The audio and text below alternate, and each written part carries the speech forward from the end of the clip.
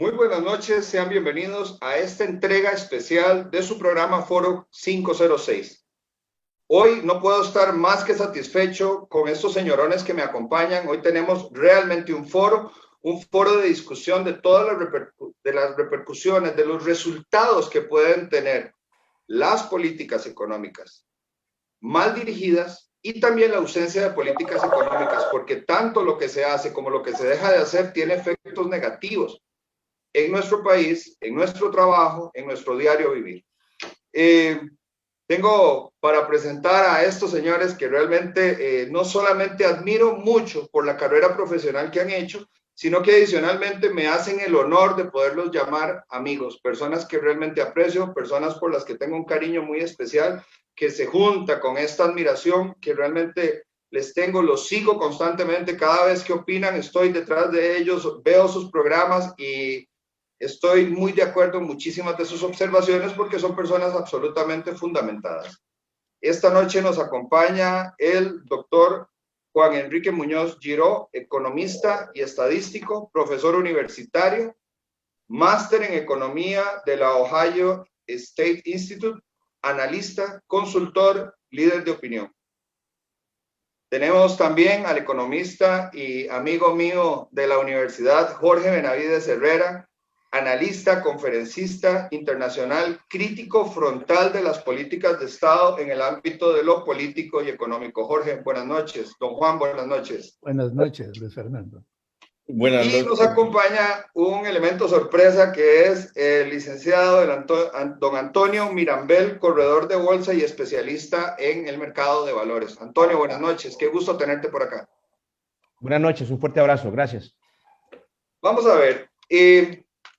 Yo sé que tal vez la introducción a esta noche resulte algo así como una historia de terror, porque realmente creo que es importante que el costarricense se prepare ante los posibles embates que, como decía al principio, van a tener las políticas económicas, macroeconómicas y también la ausencia de esas políticas que no se han puesto en la mesa en el momento oportuno.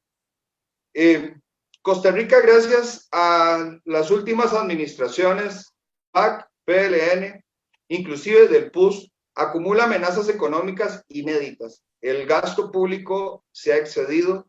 Podemos ver que tenemos demonios en el closet, pero también tenemos demonios debajo de la cama, detrás de las puertas y en todas las ventanas de la casa. Estos demonios se pueden reflejar en un posible default, en una inflación que no podamos controlar, en una devaluación exponencial, aumento de las tasas de interés, posibles corridas bancarias, fuga de capitales, desempleo, impagos en la institucionalidad, en los empleados públicos, en los salarios, pero además un incendio en la casa del vecino, que es Nicaragua en este momento, que podría también colateralmente hacernos daño. Y por el otro lado, el que más me preocupa y que voy a dejar para el final, que es las repercusiones de cómo se comporta la economía y qué tanto puede calentar la economía de los Estados Unidos y afectarnos en Costa Rica. Tenemos además otro panorama que complica el ajedrez político y económico, que es las elecciones de Perú, así como las elecciones de México, que también nos cambian muchísimo el ajedrez. Don Juan, cuando entramos al primer curso de economía en la universidad, para poder hacer un análisis y una proyección económica se nos decía ceteris paribus, lo cual implicaba que íbamos a hacer el análisis de una variable siempre y cuando el resto de las variables se quedaran inmóviles. Hoy ya no solamente es imposible analizar una variable desligada de las demás, sino que todas están en movimiento.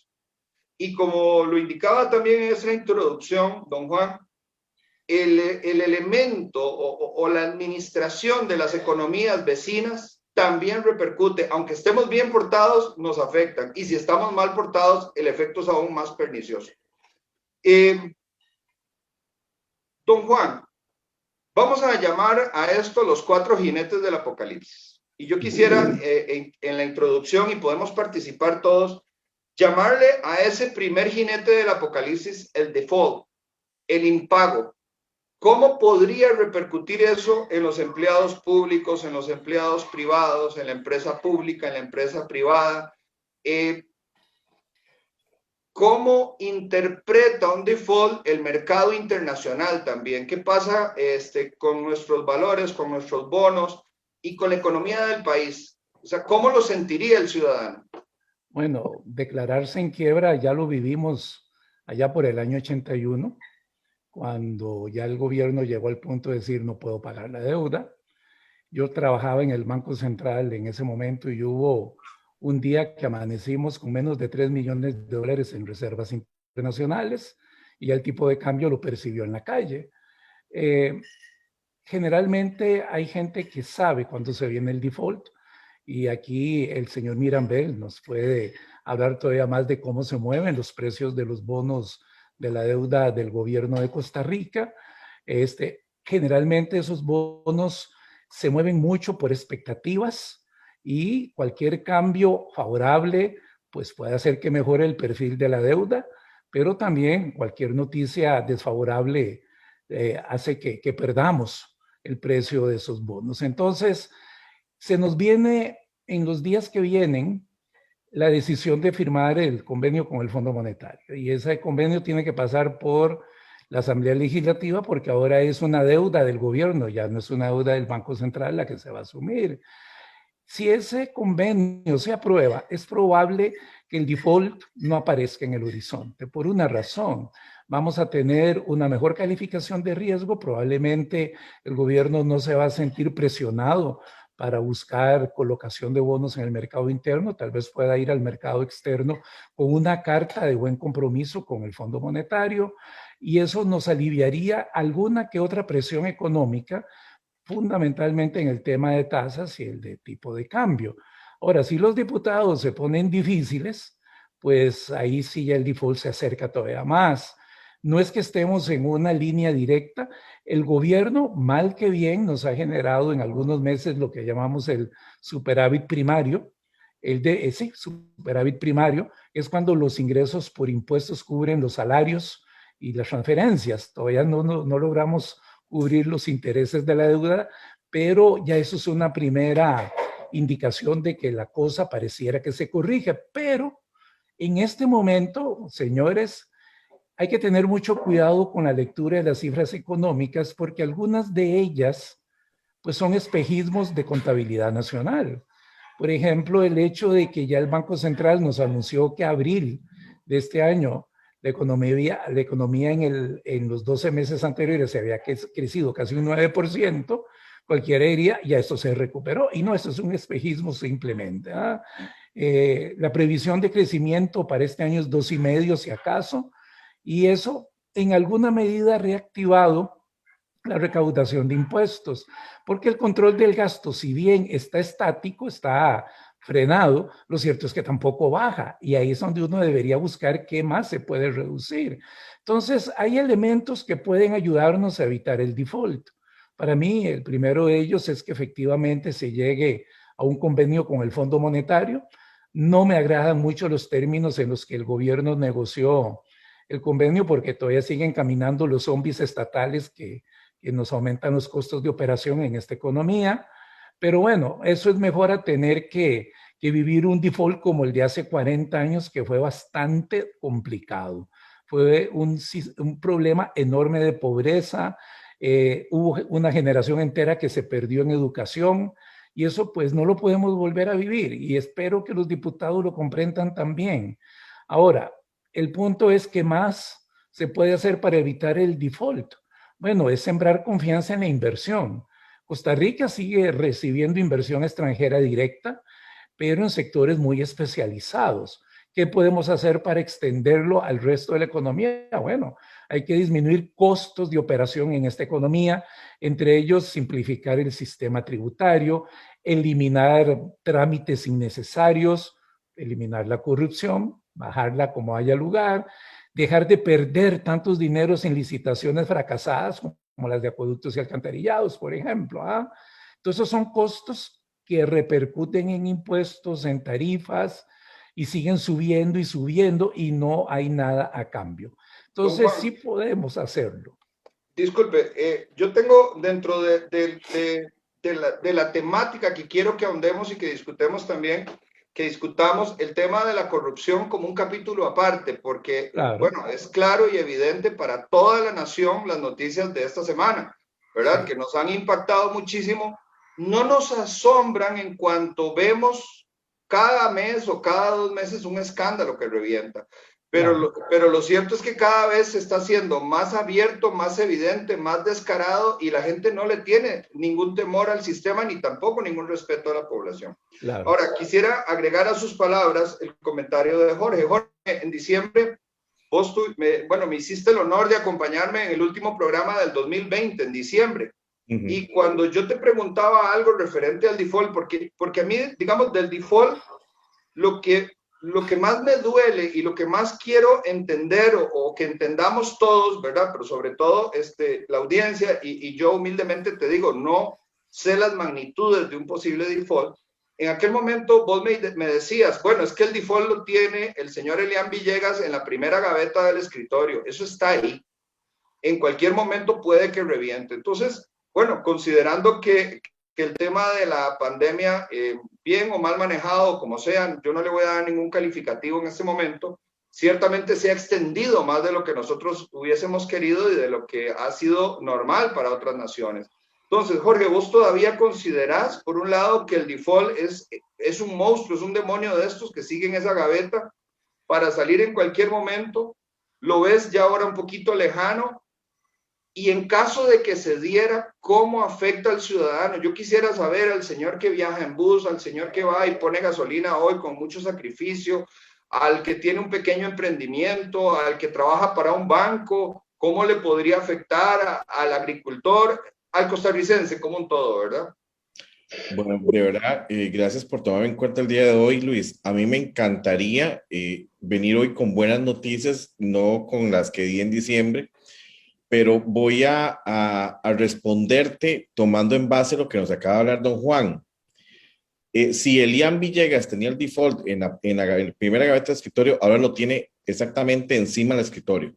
Y te voy a decir por qué.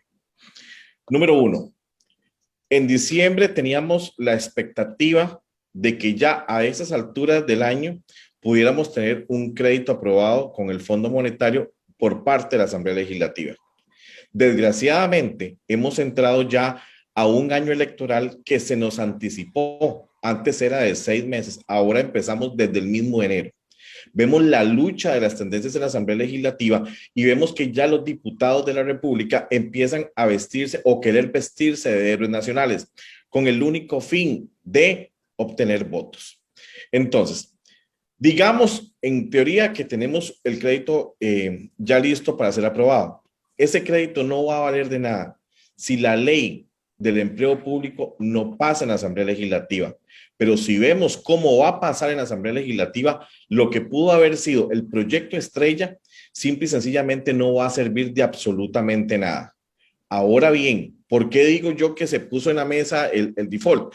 Simple y sencillamente porque a la hora de que no hay un acuerdo en la Asamblea Legislativa, a la hora que no hay una ley del empleo público, y lo más grave aún, los actos de corrupción que no podemos dejar a un lado, que han pasado en los últimos días, hacen que Costa Rica simple y sencillamente ahora sí se ha visto con malos ojos. Yo quiero ver la próxima calificación que nos van a poner como país, que va a repercutir en forma directa lo que está pasando. Don Juan hablaba de inversión extranjera directa. ¿Qué confianza va a tener el inversor, la persona que va a invertir en Costa Rica, sabiendo que en este país muy probablemente no puede instalarse simple y sencillamente porque hay empresas que en este momento tienen que pagar sobornos para seguir trabajando en Costa Rica? ¿Qué empresa va a querer venir aquí a sabiendas de que el proyecto X es 3 o 4 veces más caro? ¿Qué empresa va a querer venir aquí en momentos en que no hay un acuerdo con el Fondo Monetario y que muy probablemente le vaya a tocar al otro gobierno? Es más, yo estaría totalmente seguro, y es una opinión personal, no sé qué mis queridos colegas el día de hoy pueden decir, que el préstamo con el fondo le va a tocar al próximo gobierno. Este gobierno no va a hacer absolutamente nada más. Aquí olvidémonos de que hubo reactivación económica, olvidemos de que hubo Fondo Monetario, simple y sencillamente porque no hay un acuerdo político. ¿Y en qué va a perjudicar a usted que me está viendo y a mí, y a Luis, y a Juan, y a Antonio en este momento? Muy fácil. Volvamos entonces la mirada a lo que pasó en 1981 en la administración de don Rodrigo Carazo. Simple y sencillamente, de un pronto a otro, el dólar se disparó, que vemos que en este momento el dólar sigue la tendencia hacia arriba y nadie lo está parando. Vemos acompañado de un precio del petróleo que en estos momentos, a como está la situación del crudo, muy probablemente los aumentos vayan a ser pan nuestro de cada día, cada 15 días, porque no lo va a parar tampoco nadie. En 1981 vos tenías que ir a un estanco a que te vendieran una libra de arroz, una libra de frijoles, atunes. Vemos una economía completamente colapsada, aunque en este momento tenemos unas tasas de interés que vienen a la baja, ¿verdad? En caso de un default, simple y sencillamente también se dispara. Vemos en estos momentos que la economía costarricense tiene ya síntomas de ese default. Vemos que a la hora que no hay un plan de reactivación económica, que no se activó la economía, vemos cómo ya ciertos productos, ciertas empresas simple y sencillamente no dan más. El gobierno nos dice, el gobierno celebra que baja el desempleo, pero ¿por qué lo baja? Simple y sencillamente porque hay un régimen de zona franca que en estos momentos ha dado la cara por Costa Rica, pero que no va a poder más, ya está llegando también a su colapso. ¿Y por qué? Porque vive amenazada por parte de un ministerio que quiere ponerle un impuesto solidario y que muchos precandidatos presidenciales abiertamente han dicho que también apoyan eso. Hoy yo me desperté con la noticia de que el señor Eliam insiste en ponerle un impuesto a las transferencias simple. Seguimos castigando a Costa Rica con impuestos pensando que esa es la pomada canaria, que así nos vamos a curar. Todo lo que pasa en Costa Rica tiene una repercusión en un impuesto. Con eso arreglamos todo y no estamos reactivando la economía. Queremos ver qué va a pasar si entramos en un default. Vamos y veamos la historia de lo que pasó en los años 80. Simple y sencillamente, como dice don Juan, una generación que se perdió inclusive en estudio, ¿verdad? Que no anda muy largo lo que está pasando ahorita con la pandemia, ¿verdad? Que esta generación, estos 2 años han sido una pérdida en nuestra educación completa y que lamentablemente ahora sí la tenemos a la puerta, aunque nos quieran vender, ¿verdad? El gobierno, el hecho de que estamos bien. Costa Rica no puede vivir de promesas. Costa Rica no puede seguir yendo a mercados internacionales a decir que tiene intenciones de negociar. Esto es una cuestión que tiene que ser hechos concretos y no los hay. Si vemos todo el entorno económico de Costa Rica, vemos que no hay ninguna señal clara, ni siquiera remota, visible, de que esto vaya a mejorar. Ahora, Jorge, esto nos deja pues colocado el balón a tiro de penal, digamos, para poder involucrar a Antonio. Antonio Mirambel, como decía, es corredor de bolsa y es especialista en el mercado de valores. Antonio, si pudiéramos hacer algún análisis comparativo de esa economía de 1981 en el gobierno en esta crisis que le llamamos la crisis de los 80, al día de hoy, que ciertamente, como dice Jorge, tenemos, digamos, un cóctel como con los mismos ingredientes, pero no tenemos que devolvernos al año 81, podemos compararnos con Argentina hace muy poco tiempo también. Entonces, ¿cómo repercute un default en términos de la inversión extranjera tan necesaria para Costa Rica? Y es que aquí es importante, digamos, ver dos acepciones. La primera es la inversión extranjera que se canaliza a través de estas empresas que vienen y abren sucursales y contratan personas en Costa Rica. Pero lo que pasa es que como el país no es capaz de gastar lo que produce y tenemos que ir a sobreendeudarnos, entonces también requerimos la confianza de los que tienen ahorros y compran nuestros bonos, porque el país no para de gastar y no ha hecho conciencia de que la fiesta tenía que acabarse y que, como bien lo decía Juan, había que revisar gastos y una vez que se revisan, volverlos a revisar y buscar la eficiencia, buscar la eficacia y cerrar aquellas instituciones que, comparto el concepto, están como zombies, que están artificialmente en este momento chupando recursos, pero no nos dan ningún beneficio, pero tenemos que sostenerlas porque la ideología, de alguna manera, lo que quiere es un estatismo que no se le escape nada. Entonces, Antonio, ¿cómo repercute en la mente del inversionista, en la visión país, en la imagen país, estar cerca de un default, pero además de los otros indicadores que se están moviendo y generando presión, como el tipo de cambio, como la inflación y posiblemente en poco tiempo las tasas de interés? Mira, bueno, primero gracias por la invitación. Mira, muy de acuerdo con las acotaciones tanto de Jorge como don Juan. Afuera nos están viendo siempre. Los operadores internacionales tienen los ojos puestos en Costa Rica, llámese todas las casas de bolsa de afuera, Morgan Stanley, Jefferies, Ultralat, todos los que operan bonos ticos de forma importante nos están viendo. Ellos hablan con diputados, hablan con el ministro de Hacienda, tienen acceso directo a información muy importante para la toma de decisión de ellos. Los operadores internacionales no les tiembla el pulso para salir a vender posiciones de Costa Rica si tienen que salirlas a vender. O sea, al precio que sea. Cero. Ellos tienen matrices de riesgo, que don Juan conoce bastante de riesgo. Ellos tienen matrices de riesgo que respetan y la llevan en el corazón. Si hay algo que no les gusta, salen a vender posiciones, aunque tengan que asumir pérdidas. ¿Por qué? Porque tienen responsabilidad de portafolios de inversión y tienen que regirse bajo políticas de riesgo. En este momento, cuando hablas con operadores internacionales, todos están pensando que el paquete con el Fondo Monetario se va a aprobar. Todo ese incremento en precio que hemos visto en los bonos de deuda externa, que estuvieron a precios de 80, 90, ya están en 100, hoy andan en 105, 106, los largos, 44 y 45, es mucho enfocado porque están esperando que el proyecto con el Fondo Monetario pase, que vengan recursos internacionales de afuera a abaratarnos el costo de endeudamiento, como dijo don Juan ahora, que nos veamos mejor porque ya tenemos un plan que le estamos siguiendo al fondo, y eso es lo que afuera están esperando. Cualquier cosa, como decía ahora Jorge, que no se dé, que atrás el paquete, que diputados, que concuerdo 100%, que tuvieron la oportunidad de hacer una excelente ley de empleo público y no sé qué va a salir o no sé si va a salir, cualquier cosa que le meta un detonante puede hacer que esos precios empiecen a corregir en el mercado internacional de los bonos externos y se nos venga a afectar tanto a los bonos de deuda interna. Y eso nos puede traer un problema importante porque los precios empiezan a corregir y hace que la gente le tenga más miedo a la deuda costarricense.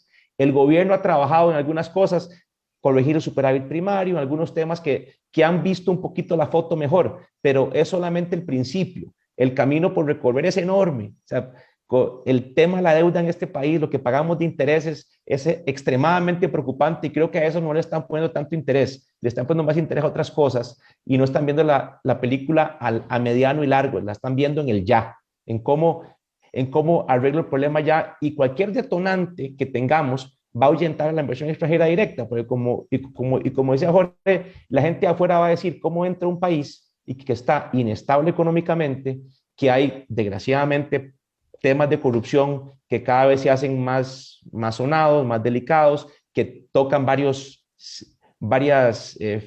fibras de la política nacional, diputados, ministros, etcétera, desgraciadamente, y eso hace que afuera tengamos muchísima presión. Y si eso se empieza a incrementar, ¿qué es lo que hace la inversión extranjera directa? Va a buscar otros lugares, va a ir a buscar Colombia en algún futuro, si se mejora la situación, busca Panamá, busca otros países, Uruguay, que están trabajando también en jalar inversión extranjera directa. Hay que entender que eso es una competencia mundial. Todos los países la quieren jalar, todos quieren que lleguen a invertir en ellos. Entonces, Costa Rica, si no se alinea, la vamos a perder. Y al perderla, vamos a quedar fuera de la competencia. Entonces, es importante. Antonio, disculpa, es que este panorama, digamos, que vos nos estás describiendo, hace que, digamos, de alguna manera podría detonarse el default. O sea, no ser resultado del default, sino más bien que alguna mala noticia o algún elemento externo sea el que, ¿cómo se dice? Haga el accionar en ese momento y podamos caer en el default. Porque, vamos a ver. Aquí lo que tenemos que entender es, si el gobierno no deja de gastar, si no ha hecho los ajustes, y caemos en default, ¿quién nos financia esa otra parte del gasto? Es que con 1.750 millones del Fondo Monetario no nos va a alcanzar, pero ni para el arranque. No. Y mira, un default en Costa Rica sería algo catastrófico porque tienes que tener pendiente que todas las pensiones de este país, todos los pensionados, los fondos de retiro, de mutualidad, todas esas cosas están, su gran mayoría, en bonos de gobierno. Los bancos tienen bonos de gobierno en sus tesorerías en cantidades enormes. Entonces sería un tema sistémico que si te puedo comparar con el 80 hoy, creo que puede ser inclusive peor hoy, porque el golpe se lo lleva, o sea, es demasiado intenso, porque la dependencia que tenemos hoy en la inversión, en el ahorro hacia las instituciones de gobierno es muy grande. Entonces, el golpe sería bastante peligroso. Que lo detone un elemento, creo que tendría que ser, Luis, como una cadena de eventos que lo vayan llevando ahí, que no se apruebe el tema del fondo, que el tema de la corrupción se agrave, que los diputados no quieran hacer nada, que nos quede un gobierno después de que sea con un tinte de izquierda, con una mentalidad diferente, un montón de elementos que se puedan ir alineando, que no estamos largos, que puedan pasar, porque hemos dado cuenta que en este país todo es posible, que nos traigan eso a un futuro mediano, cercano. Entonces, por eso es lo importante de las medidas que hay que ir tomando, tienen que irlas tomando, como dijo ahora Jorge, se va a censura, hay que tomarlas con huevitos, hay que entrarle con fuerza, porque esto, que arreglemos el problema de corto plazo es uno, pero el que viene, el problema sigue, no lo hemos arreglado, el problema sigue. Entonces, sí creo que una cadena de eventos puede desentonar en un default en un futuro para el país si no hacemos cosas coyunturales.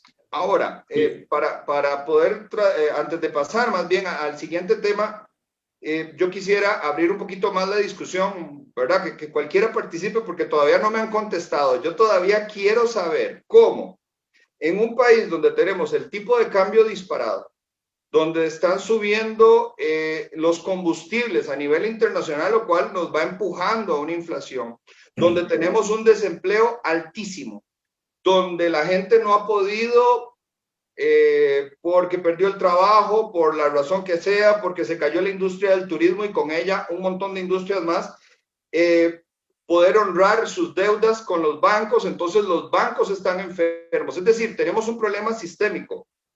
En medio de todo este panorama, que no es que vamos a tenerlo, es que lo estamos viviendo, don Juan, ¿cómo podría aún así complicarse la situación para el ciudadano, para el pequeño empresario? Vamos a ver, como bien lo dijo Antonio, y bueno, y también Jorge, un default, primero que todo, descapitaliza a los que tienen bonos del gobierno. Y ahí estamos hablando de los fondos de previsión social, pensiones básicamente. Descapitaliza a los bancos que tienen bonos del gobierno tanto por sus reservas técnicas como por sus inversiones propias. Descapitaliza a los fondos de inversión. Entonces, la riqueza de los costarricenses expresada en cuentas de fondos de pensiones, en cuentas de bancos, de fondos de inversión, desaparece, se esfuma una buena parte de eso. Entonces ahí estaríamos generando una nueva clase de pobreza, ¿de acuerdo? Pero no solo eso, si se declara el default, como yo lo vivía ya en el año 81, pues sencillamente dejan de ingresar capitales.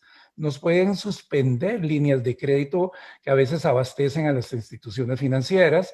Eso significa entonces que los bancos probablemente se vean muy limitados para salir a flote y, bueno, tengamos que suspender, por ejemplo, y aquí me corrige Antonio, la aplicación de la NIF 9 para valorar al mercado y mejor no usen eso porque ya no valen nada, entonces no quiero ver la realidad y suspendo el sistema contable que tenemos para tapar el hueco. En el ciudadano, como y corriente, primero tenemos los afectados directos. Un default lo que hace es que el precio de la deuda de Costa Rica disminuya terriblemente, y eso se ajusta en los balances contables, tanto de empresas como de personas, y va como pérdida patrimonial. Entonces ahí tendríamos quiebras, al menos que cambiemos el sistema, el código contable del país para taparlas. Don Juan, perdón, sí. ¿Quiebras en el sector privado o quiebras en el sector público y en las empresas del gobierno? En las dos. Porque yo tengo mi fondo de pensión y ese fondo de pensión voluntario está respaldado por bonos del gobierno. Si los precios suben, la operadora seguirá cobrando la comisión, que me corrija Antonio. Pero yo fui el que perdí. Y también va a perder la caja que tiene papeles del gobierno por todo lado, y todos los bancos del Estado y buena parte de los bancos privados, todos tienen inversiones en bonos del gobierno. Entonces, indirectamente, sí, un banco privado, un banco estatal pierde una muy buena cantidad de su patrimonio porque se cayó el precio del título. Bueno, nosotros también como depositantes y como clientes del banco nos vamos a ver muy perjudicados.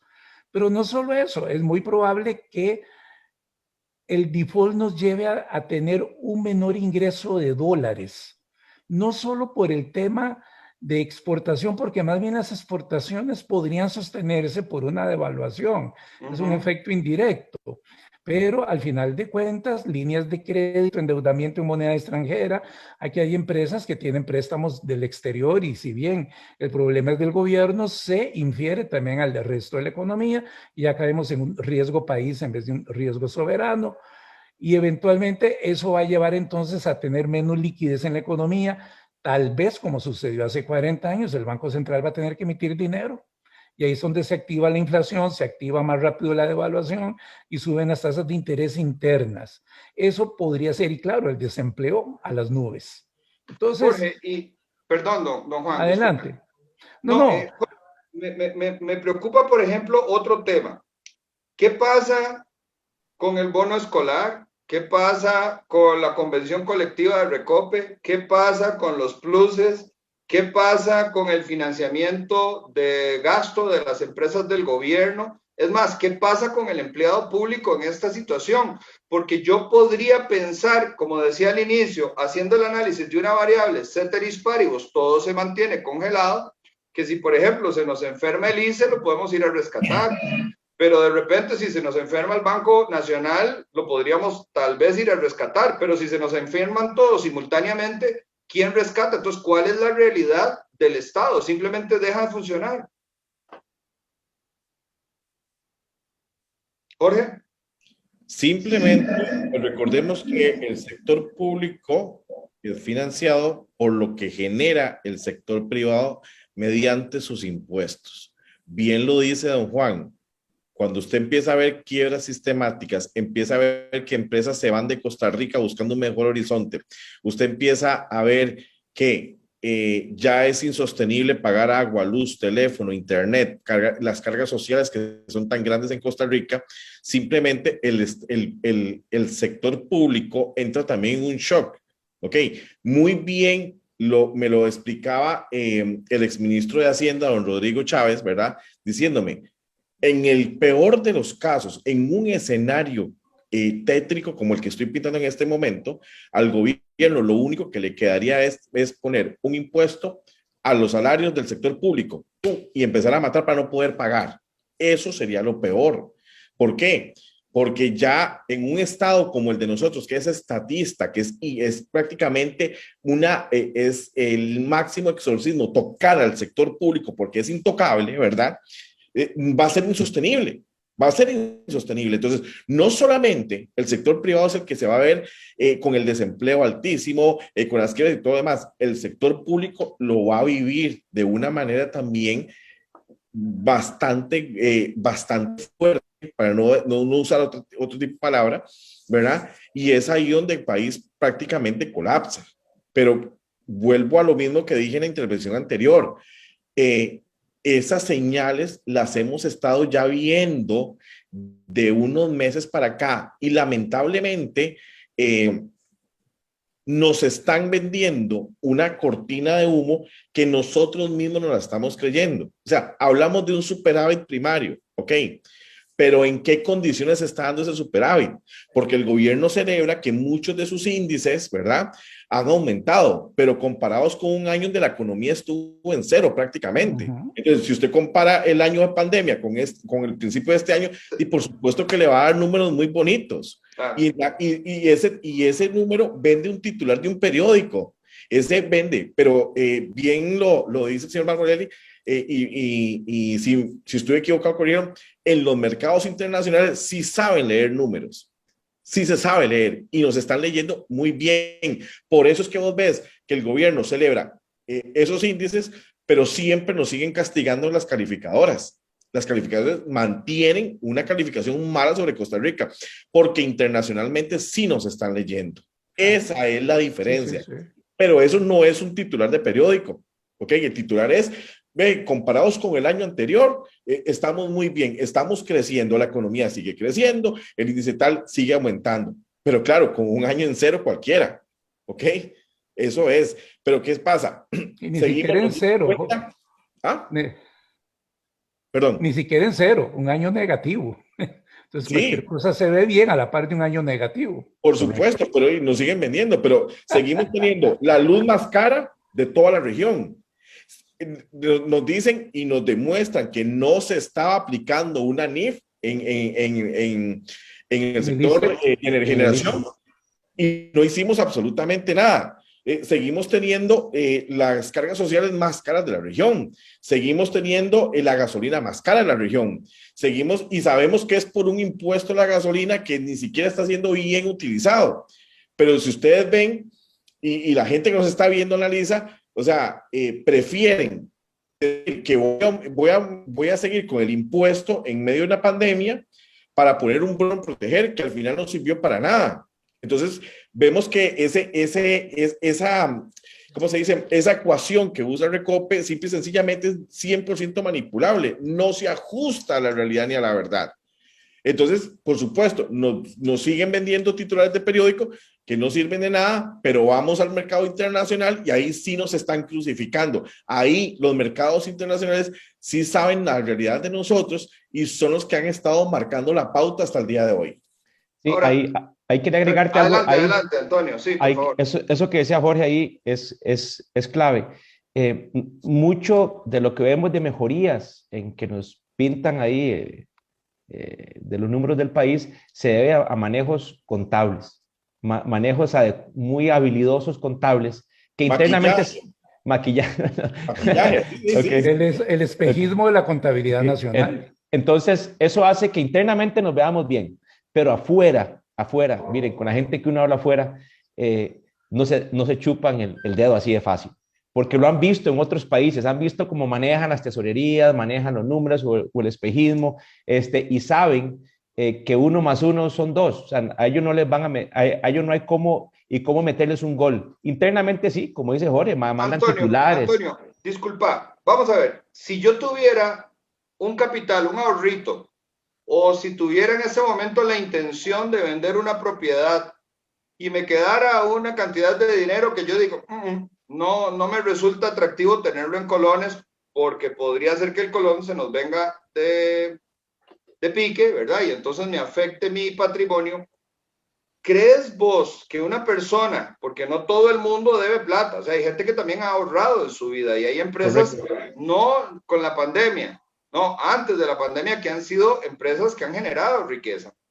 ¿Crees vos que ante este panorama la gente esté sacando capitales de Costa Rica ya? O sea, costarricenses que dicen, aquí no voy a dejar plata para nada, la traslado y esté, digamos, ya en este momento generándose un vuelo peligroso hacia otros países, inclusive a bancos, no sé, en Panamá o lo que sea, aunque no ganen nada, solamente para protegerlo. Luis, eso se viene dando hace ya rato, hace años. Venimos viendo la salida de capitales del país hacia otras latitudes, llámese Estados Unidos, llámese Panamá, meramente también desde Costa Rica invirtiendo en otras latitudes. O sea, no tienes que sacar la plata del país, desde aquí la moves, te vas al mercado norteamericano, te vas a fondos mutuos, te vas a Europa, Asia, donde quieras, moves tus recursos. Y sí, te lo digo, se está dando y se viene dando hace mucho tiempo atrás.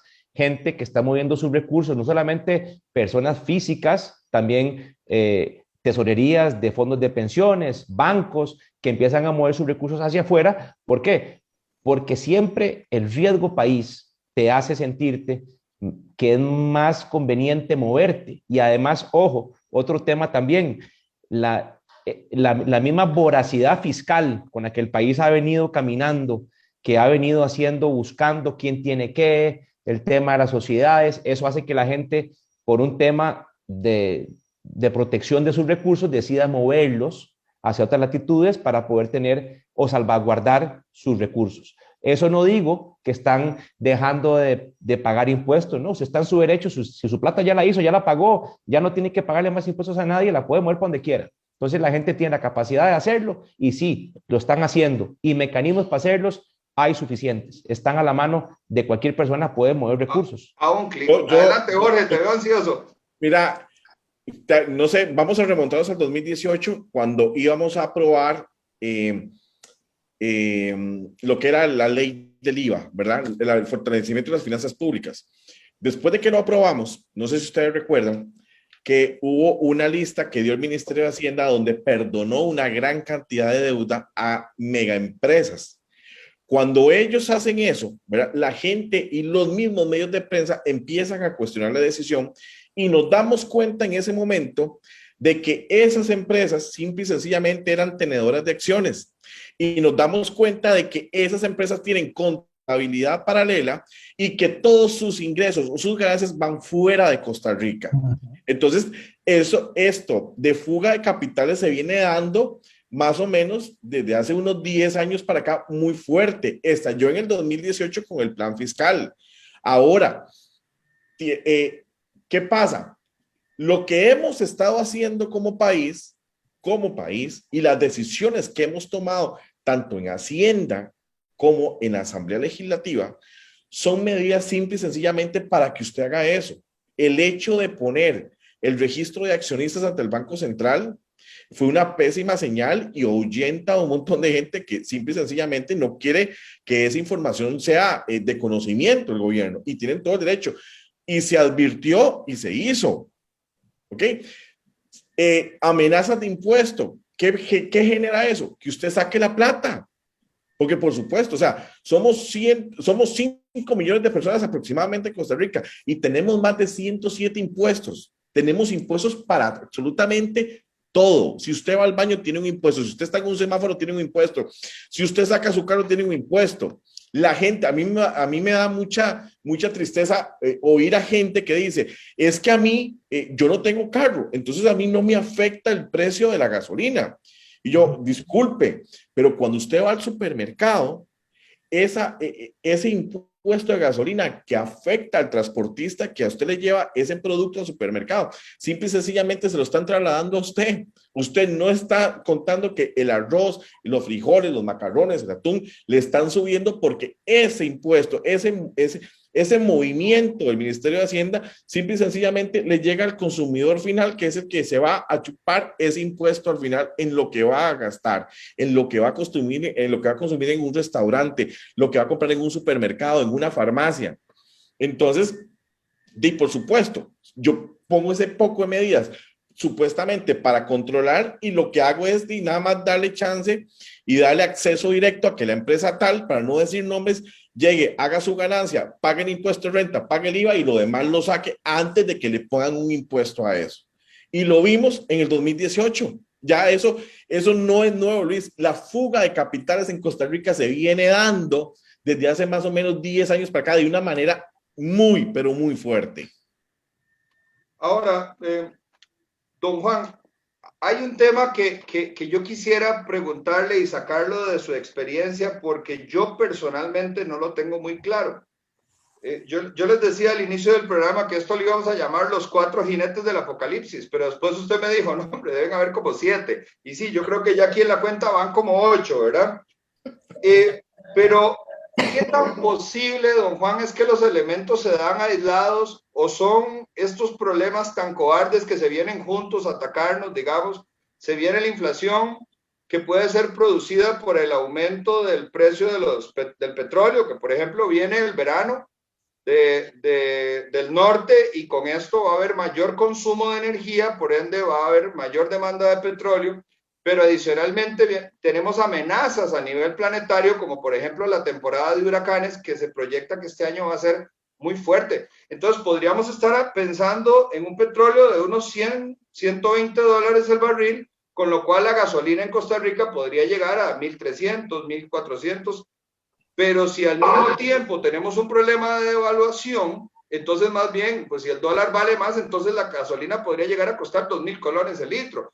Entonces, es que es muy complejo entender toda la problemática sistémica, pero le digo, es posible que esperemos un elemento aislado o efectivamente se nos van a venir juntos, porque yo de lo que veo, en la medida en que vamos conectando un elemento con otro, por ejemplo, todo me dice que el desempleo tendría altas probabilidades de aumentar, es decir, tener más desempleo. Por el otro lado, ¿qué nos va a pasar con las tasas de interés y cómo repercute eso? Por ejemplo, en la inversión, en la construcción, en la producción, en el consumo, y entonces a su vez esto también podría hacer que las empresas reduzcan personal y tenemos más desempleo. Si tenemos más desempleo y tenemos devaluación y tenemos por el otro lado inflación que le encarece la vida de las personas, o sea, esto podría proyectarnos un horizonte que los políticos actuales en el gobierno y los que están aspirando a ser presidentes no quieren ni siquiera hablar. Entonces, le pregunto, ¿funcionan independientes? ¿Se vienen todos juntos? ¿Es un pleito de uno contra muchos? ¿Cuál es la realidad de esto que estamos a punto de enfrentar? Bueno, la verdad es que muchas de estas situaciones son independientes entre ellas, pero lamentablemente hace un año, poco más de un año, se activó la tormenta perfecta, ¿verdad? Primero, como decimos en economía, un shock de oferta que difícilmente lo vemos en la literatura económica, y seguido inmediatamente de un shock de demanda. Entonces se juntaron las ganas de comer con el hambre y nos tomó, en el caso de Costa Rica, con una economía muy endeudada, con un sector público sobredimensionado, ineficiente, con costos de operación elevados, con desconfianza de la ciudadanía, que probablemente eso afecta mucho en las expectativas de consumo, de ahorro y de inversión. De hecho, en la tormenta perfecta se pueden presentar elementos que antes no habíamos visto, elementos que tal vez creíamos que nos iban a activar, se activan, caso del petróleo, por ejemplo.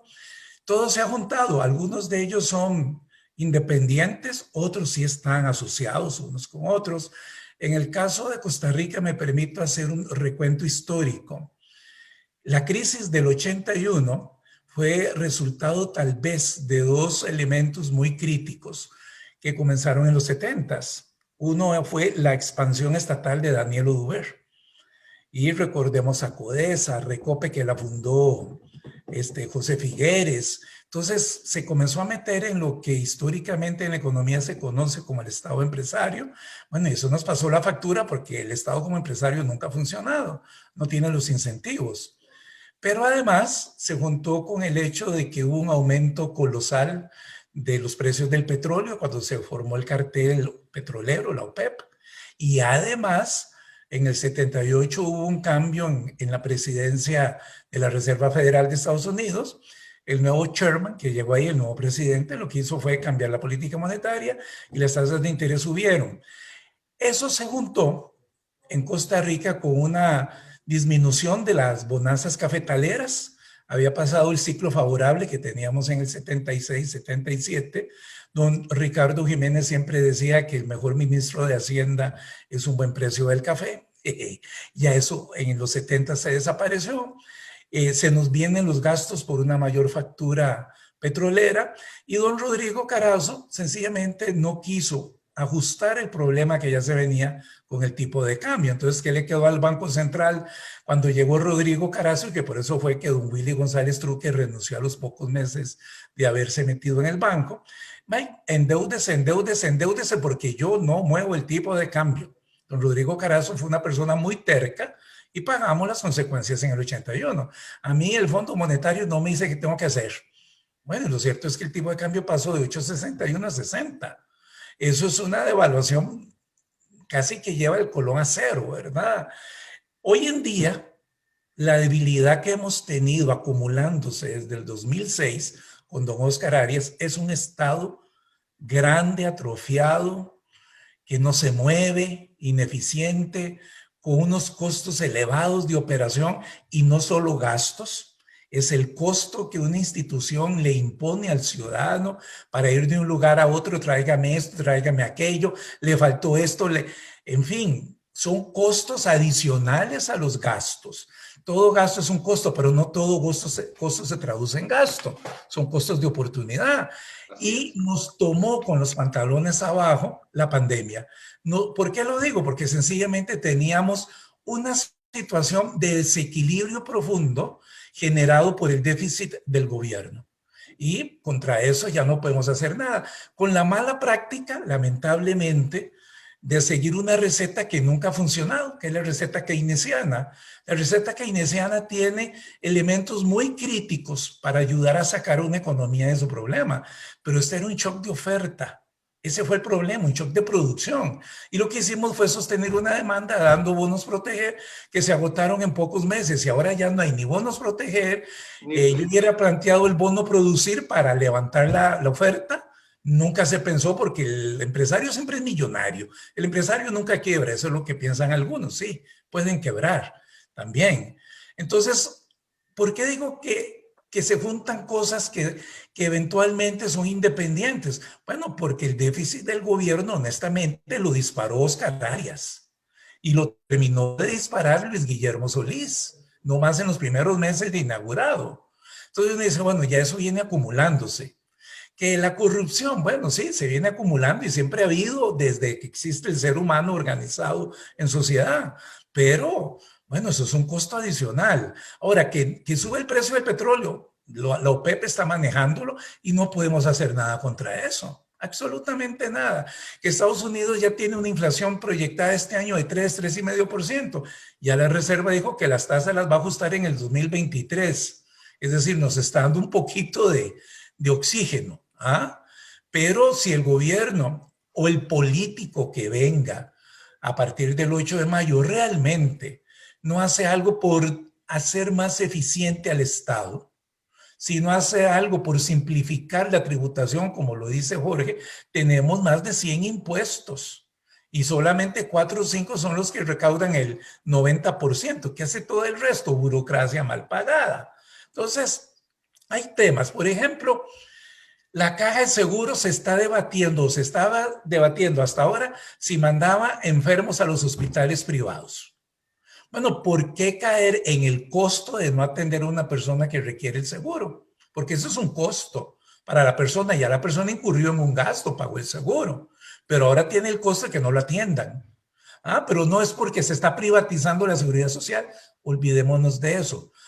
Uno, en un plan de gobierno, si a mí me lo preguntaran, Caja de Seguro, por decreto de su propia junta directiva, puede organizarse internamente como un buen seguro.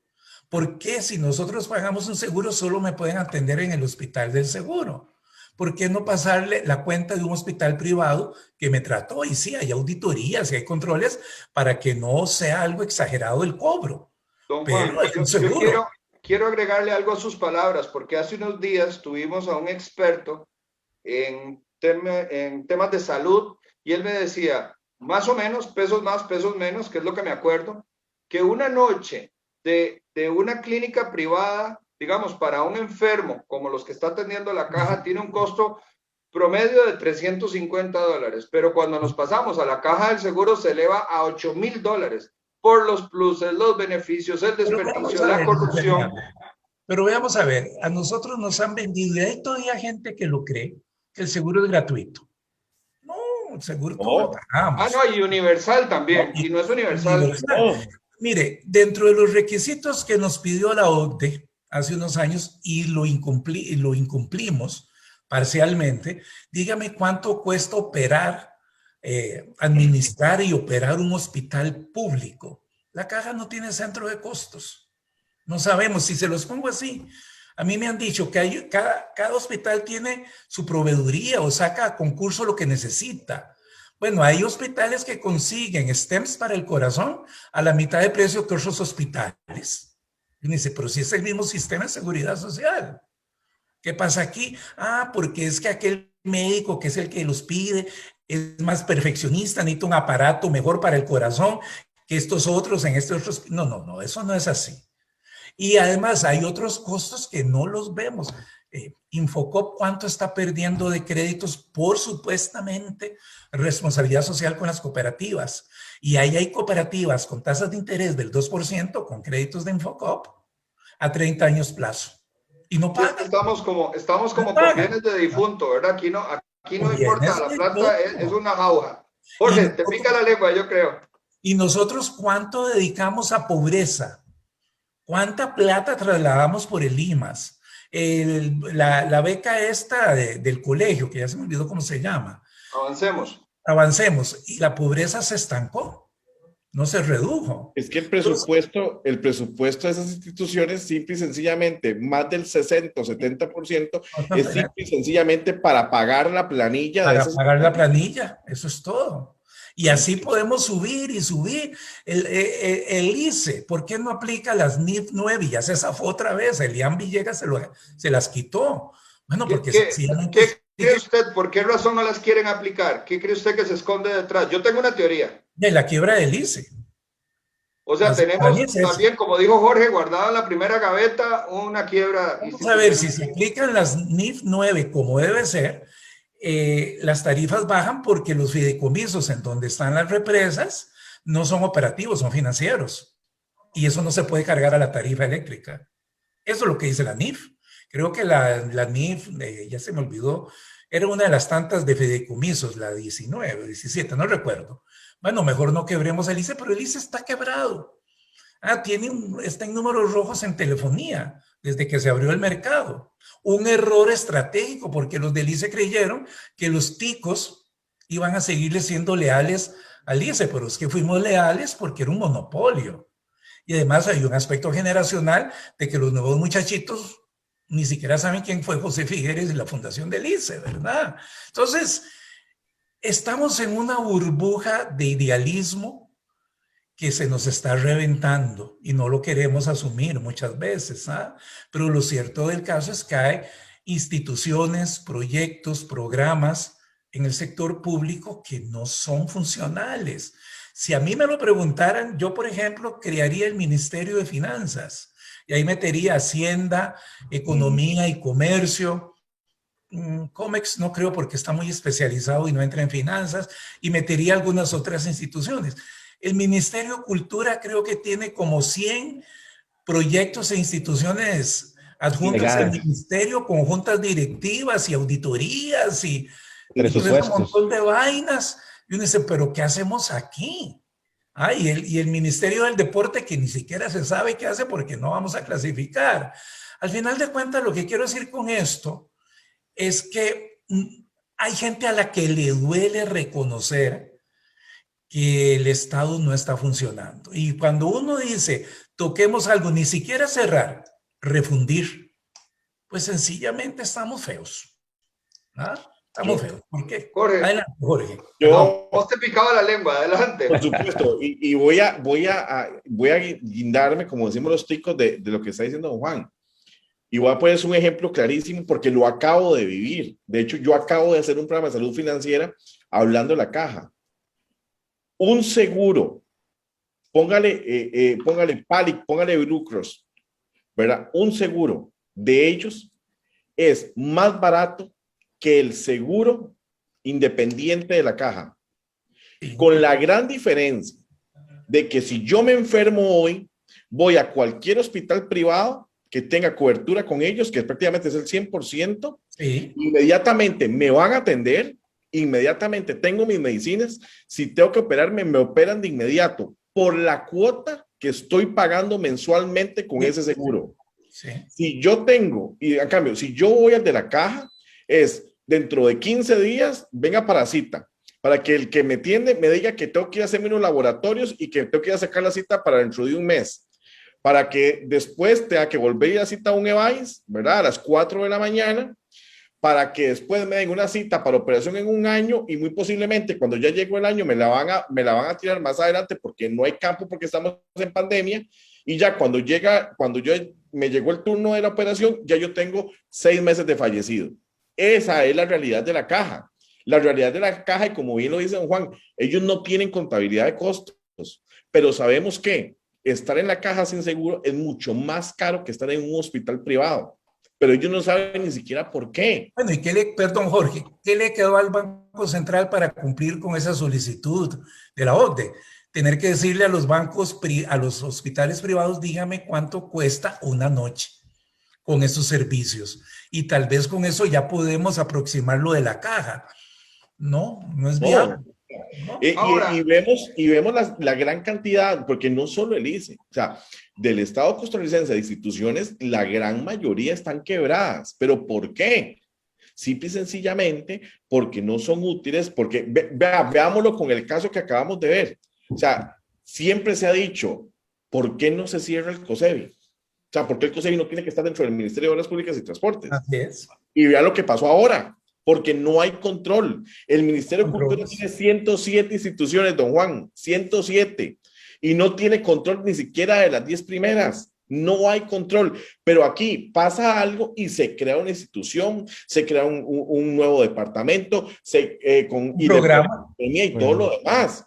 Y no sirve para nada. O sea, el Estado, y Luis, usted y yo lo compartíamos en diciembre, el Estado, entre más pequeño sea, más eficiente es. Mayores resultados para la población. Sí, por supuesto, pero ¿qué pasa? Al próximo presidente, y esa es ahí la importancia de la próxima elección, al próximo presidente le va a tocar hacer y tomar decisiones que son impopulares por el bien de esto. ¿Y por qué las va a tener que tomar? Porque nosotros decidimos estar en las grandes ligas y entrar a la OCDE, y porque tenemos un Fondo Monetario que nos está esperando. Y tenemos calificadoras de riesgo que en estos momentos se van a poner más agresivas con nosotros, porque ellos están midiendo y estamos en un año electoral y todo eso pesa, todo pesa. Afuera todo lo ven y todo lo miden, lo que no estamos haciendo nosotros irresponsablemente como gobierno, como Estado costarricense. Entonces, y por supuesto, si nos ponemos a desgranar el Estado costarricense institución por institución, y tendrías que hacer un programa más o menos de 24 horas y esto parecería una serie de Netflix, ¿verdad? Pero es la realidad, y estamos tocando esa institución que tanto nos orgullece como la Caja del Seguro Social, que lamentablemente ya no es eficiente, inclusive ya no es útil. Lo vimos con la pandemia, o sea, es increíble que no puedan atender a gente que no sea de COVID-19 porque simple y sencillamente ni siquiera teníamos la cantidad de médicos y enfermeros que se ocupaban. Pero hace unos años atrás no queríamos meter los médicos de hospitales privados, ¿verdad? Con esa cuestión de la rifa, etcétera, etcétera. Y teníamos un montón de médicos desempleados o en el sector público tratando de hacer su carrera. Y hoy nos están haciendo falta. Esto, simple y sencillamente, lo que estamos viviendo el día de hoy son 30 años de malas decisiones, donde ningún presidente que estuvo atrás, incluyendo ha querido tomar cartas en el asunto porque bien que todos sabían cuál era el problema. Es ahí donde viene la votación en febrero próximo y a quién le vamos a dar ese voto y quién es capaz de tomar ese tipo de decisiones. Y además, Antonio, yo quisiera, digamos, que vos desde tu visión nos pongas en un contexto, porque yo voy a decir algo que va a sonar como, no sé, como blasfemo, supongo, o algo así. ¿Será que necesitamos una terapia de shock? ¿Será que realmente el país va a necesitar? O sea, está pidiendo a gritos, como aquel chiquito que lo alcahuetearon y pasó toda su infancia haciendo malacrianzas y despilfarrándolo todo, y resulta que el día que se gradúa del colegio y entra a la universidad, ya la mamá no lo llega a defender. Y cuando llega al trabajo, ya tampoco lo llegan a defender. Y entonces la realidad es la que lo ajusta. ¿Será que Costa Rica necesita un ajuste, pero violento, para poder entender que tenemos que despegarnos de esta ideología que tanto daño nos está haciendo? ¿O crees vos que el destino de Costa Rica está cada vez más de la mano con el destino de Venezuela, de Perú, de México y del resto de países de Latinoamérica? Argentina, por ejemplo, que está también en este momento en una condición terrible.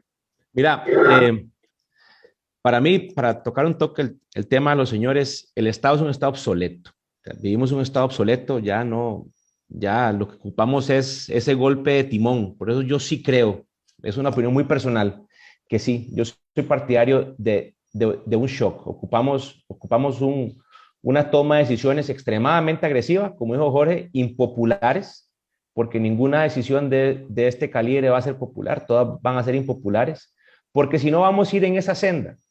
Vamos a ir, Luis, a esa senda de mayor pobreza, mayor delincuencia, caer en gobiernos de izquierda extrema, que Dios no quiera nunca llegar a un gobierno de completamente, ya estamos más o menos en una izquierda, pero una izquierda más y más extrema. No quiero llegar a eso, por eso yo sí creo que es importante el shock en la toma de decisiones. Van a ser dolorosas, a nadie le va a gustar, como decía don Juan ahora correctamente, esa fusión de instituciones que la gente le tiene miedo, como si el mundo se fuera a acabar porque hay un Estado más pequeño, y como ustedes dijeron ahora que lo discutieron en diciembre, un Estado más eficiente, más pequeño. Lo vemos en las empresas privadas. Los que somos empresarios nos damos cuenta que un monstruote grande no nos sirve. Entre más pequeños seamos, más lean seamos, somos más eficientes, manejamos mejor los costos, somos más inteligentes en la toma de decisiones, vemos a largo plazo, mediano plazo. El gobierno se convirtió en un gobierno de corto plazo. Todo lo ven en corto plazo, en mañana, en mañana, en mañana. No están viendo que vienen generaciones de muchachos de 10 años, 5 años, 15 años, 20 años, que ocupamos dejarles un país. Estamos pensando en qué va a pasar mañana. Nada más, arreglemos la torta para mañana. Pongo un ejemplo, superávit primario, qué dicha, fue para este año. No, señor, es que viene para adelante. ¿Para dónde vamos? Entonces, creo que sí, un shock, un huevazo, para decirlo a lo tico, en varias vías con toma de decisiones agresivas, es lo que ocupamos. Creo que el tico, desgraciadamente, con el pura vida, con qué bien vamos, no vamos a aprender, pues si no vamos a seguir en ese problema y el mundo nos va a llevar a hundirnos poco a poco.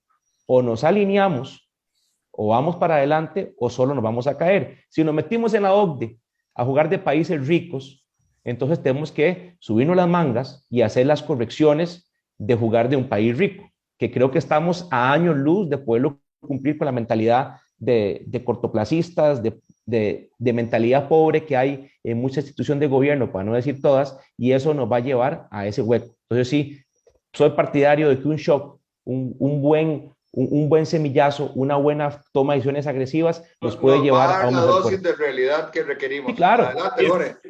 Pero vos sabes que, y es un criterio que es muy personal, pero un shock en este momento yo también comparto que sería muy beneficioso para Costa Rica. Te voy a decir por qué. Porque cuando se sale de los 80, cuando sale la crisis del 81, llega al poder Luis Alberto Monge. Y Luis Alberto Monge, en un acto para mí heroico, porque la humildad para mí es eso, es un heroísmo, delega, y don Juan no me deja mentir, delega en 2 personas el sacar a Costa Rica de la crisis. Eduardo Lizano Fay, que hasta el día de hoy, gracias a Dios, está vivo, y Carlos Manuel Castillo, 2 mentes brillantes que hicieron su propio equipo y sacaron y tomaron decisiones para sacar a Costa Rica adelante en ese momento. Hoy en día, no solamente hay 2 personas, hay un montón de economistas y basta con solo meterse en la Academia de Centroamérica para ver la gran lista, ¿verdad? De gente que de diferente ideología económica, diferente ideología política, pero todas marcaron un rumbo, todas marcaron el mismo rumbo. Es increíble ver que tantas personas, no poniéndose de acuerdo, marcaron siempre una ruta que el gobierno no quiso tomar.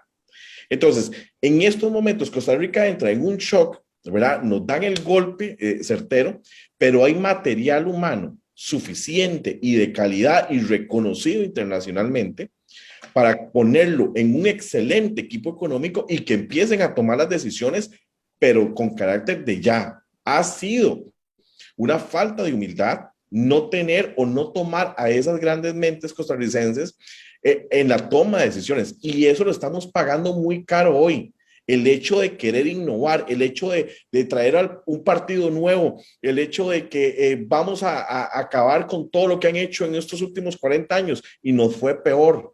O sea, Costa Rica con el bipartidismo no vivió o no estuvo viviendo lo que estamos viviendo ahora. Y yo creo que con un partido tradicional en estos momentos en el poder, no estuviéramos grabando este programa todavía, porque algo de sus mentes hubieran estado trabajando en eso y no estuviéramos. Eso es un criterio muy personal.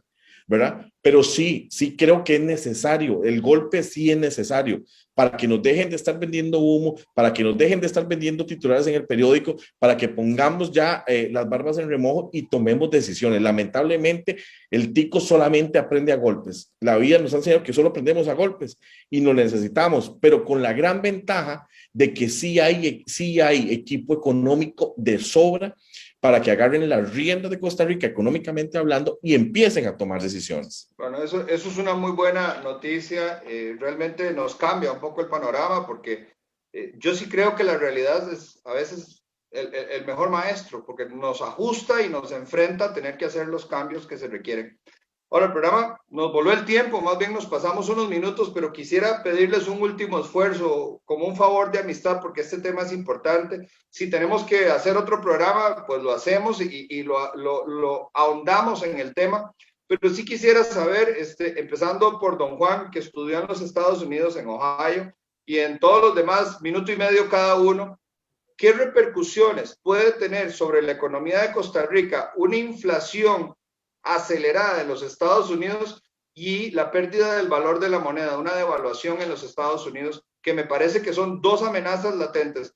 Ya la inflación se está empezando a notar, pero según nos dice el economista y un gurú de finanzas que es Robert Kiyosaki, dice que el dólar ha perdido un 95% del valor en los últimos, bueno, desde 1913. Sin embargo, lo que le resta de valor se podría acelerar en los próximos meses o en los próximos años debido a la pandemia. ¿Cómo puede esto repercutir en la economía costarricense?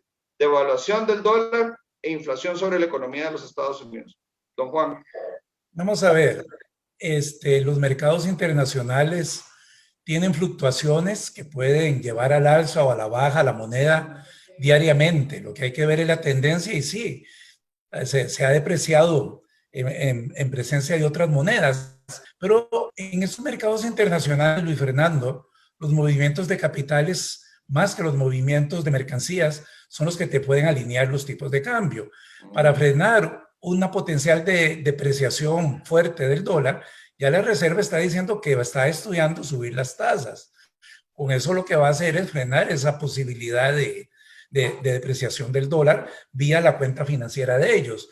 Pero para nosotros, una inflación en Estados Unidos unida con una alza de tasas para medio controlarla, nos perjudica.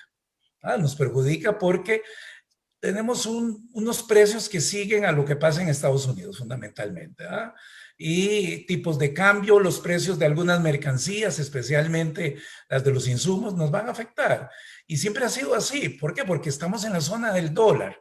No hemos, aunque ya es mucho menor la dependencia de mercancías en el intercambio comercial, lo cierto es que la dependencia en inversión extranjera es más alta. Entonces, ahí tenemos un cóctel interesante que no lo tuvimos hace 40 años, pero muy probablemente nos va a transferir inflación para acá, ¿verdad? Y eso pues va a depender también de cómo se muevan las tasas en Estados Unidos. Si Estados Unidos las sube, nosotros vamos a tener que ir detrás de ellas. Y solo para dejar en la mesa el tema, recordemos que a partir del 1 de enero desaparece la tasa LIBOR, que es la tasa de referencia por excelencia para medir el costo del dinero en esas economías del exterior. ¿Quién le irá a sustituir? No sé. Pero sí vamos a tener que estarle poniendo entonces más el ojo a otras tasas internacionales. O sea, se nos vinieron muchas cosas juntas. Pero bueno, es parte de la transición y de la innovación de la sociedad. Y eso pues tenemos que apechugarlo. Adelante, Jorge. Si tu principal aliado comercial está bien, vos como país estás bien. Si tu principal aliado comercial está mal, por supuesto que la repercusión en Costa Rica va a ser mala, de verdad. Y es aquí donde tenemos que de antemano prever cuál va a ser el impacto y ya deberíamos de estar estudiando y tomando decisiones para que el impacto sea mínimo. Pero igual como ha pasado siempre, estamos viendo lo que está pasando afuera y no estamos tomando decisiones. Es un momento para tomar decisiones, son prácticamente 7 meses aproximadamente lo que nos separan de la elección. y deberíamos de verdad ya estar conformando algún equipo que esté asesorando al gobierno para tomar este tipo de decisiones. Si Estados Unidos está bien, nosotros estamos bien. Si ellos están mal, estamos mal. Excelente resumen. Adelante, Antonio. No, mira, sí, en línea. Estados Unidos ha mostrado que va a tener una inflación, si no me falla la memoria, hoy anunciaron de 3.4 para lo que falta del 2021. Ellos tenían una meta que la habían anunciado el año pasado, en octubre, agosto, que pensaban que iba a ser alrededor del 2%, ya la han venido ajustando porque ya es evidente que la oferta y la demanda no se están ajustando y los precios han venido incrementando y eso ha hecho que la inflación se incremente. El que viaja a Estados Unidos se ha dado cuenta que todo se ha incrementado de precio, gasolina, rentacar, tiquetes, hoteles, comida, todo ha subido. Y esa inflación nos va a traer a nosotros también consecuencias en un futuro mediano, cercano. ¿Por qué? Porque como bien lo dijo Jorge, si el papá está con gripe, va a contagiar a todos los hijos para abajo. Entonces nosotros vamos a llevarnos ese contagio. Entonces es importante empezar a tomar esas decisiones de cómo vamos a mitigar ese golpe cuando se nos venga. La Fed es un monstruo muy grande que tiene muchas herramientas para poder jugar un poco con la inflación, un poco con las tasas de interés, siguiendo estimulando la economía, porque hoy lo dijeron, vamos a seguir estimulando la economía, eso hace que la máquina siga generando recursos, que siga el animal caminando, y eso hace que todavía ese músculo de inflación siga subiendo. Vos hablaste del petróleo, el petróleo va a llegar en estos días 80, 85, 86, ¿por qué? Porque el verano viene fuerte, la gente en Estados Unidos está saliendo a pasear, y eso nos va a afectar directamente. El tema del dólar, mira, el dólar en la línea del tiempo ha venido perdiendo valor, seguirá perdiendo valor tal vez en los próximos años. Falta mucho para que sea una moneda que no tenga valor. Es una moneda muy fuerte hegemónicamente, muy bien posicionada a nivel mundial, pero hay bloques económicos que se van creando como en Asia. También están las criptomonedas que no hay que dejarlas de lado, que se va creando también un efecto importante. Entonces, como dijo don Juan, las economías se van moviendo, los ciclos, todo tiene un ciclo y creo que estamos viviendo un ciclo interesante que no hemos vivido.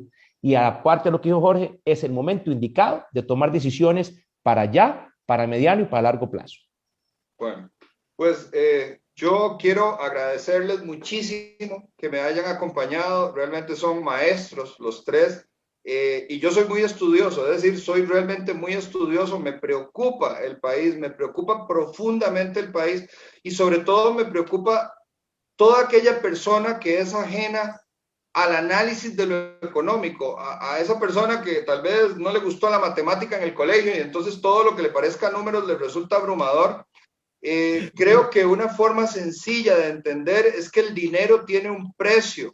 El precio del dinero se llama tasa de interés. Eso es lo que pagamos para poder tener acceso al dinero. O también el precio del dinero puede ser tiempo, minutos de vida que se trabajan, horas, días, semanas, años en una empresa. El esfuerzo de toda una vida también es el valor del dinero. Comparto con Jorge, realmente si el socio se enferma, nos enferma y ahora en tiempos de pandemia, creo que más que nunca tenemos que entender que si el vecino se enferma es un asunto mío. ¿Verdad? Es un asunto mío y es directo. Ahora nos quedó un par de temas por fuera del programa. Yo no sé si ustedes tienen la gentileza de quedarse unos minutos después de que despido y lo lanzamos como una cápsula aparte. Yo quise que las personas de alguna manera se desconectaran un poco del tema de la corrupción, pero lo cierto es que la corrupción también tiene un costo sobre la economía, ¿verdad? Entonces, que el tema de la corrupción es importante y no quiero dejar de lado también el tema de las criptomonedas. Así que si me quieren acompañar, después de que despedimos el programa, hacemos una pequeña cápsula y la lanzamos. Los que quieran acompañarme, yo sé que ya es tarde. Les agradezco muchísimo nuevamente, don Juan Enrique Muñoz Guiró. Con mucho gusto, señores, con mucho gusto, un honor. Un abrazo a la distancia. Jorge Benavides Herrera, muchísimas gracias por habernos acompañado. Mi hermano, siempre es un placer estar con usted y gracias a los colegas que estuvieron conmigo hoy. Qué honor para mí compartir con semejantes personas. Igualmente, Jorge, igualmente. Fue sorpresa para todos porque no quise avisarles que íbamos a hacer este foro tan completo con ustedes. Antonio Mirambel. No, un fuerte abrazo, te agradezco mucho y un panel y colegas aquí de lujo. Un gran abrazo. Igualmente. Pues espero que se nos haga costumbre y tal vez de repente cada bimestre o cada mes nos podamos reunir para ir llevándole el pulso al país, porque creo que ustedes tienen una opinión bastante fundamentada bastante sustentada. Muchísimas gracias y sobre todo muchísimas gracias a usted que se ha tomado el tiempo para acompañarnos. Creo que no todo lo que escuchamos hoy son buenas noticias, por el contrario, la mayoría pueden representar malas noticias, pero lo cierto es que tenemos, como bien lo dijo Jorge Benavides Herrera, tiempo para prepararnos. 7 meses es un tiempo bueno como para no caer en los cantos de sirena, para no irnos por el discurso fácil, para no escuchar a aquellos que ofrecen renta básica universal como la solución a la pobreza, porque lo cierto es que tenemos que entender también cuánto nos cuesta cada colón o cuánto nos cuesta llevar 1,000 colones a la pobreza. Y si hacemos el análisis, posiblemente nos gastamos 800 colones para llevar 200. Y esas asimetrías son las que producen la inequidad, así también como los actos de corrupción y, por el otro lado, salarios que son absolutamente desproporcionados ante una realidad económica como la que estamos sufriendo. Una vez más, muchísimas gracias por habernos acompañado y nos vemos muy pronto en este programa Foro 506. Buenas noches. Buenas noches, señores. Buenas noches. Buenas noches.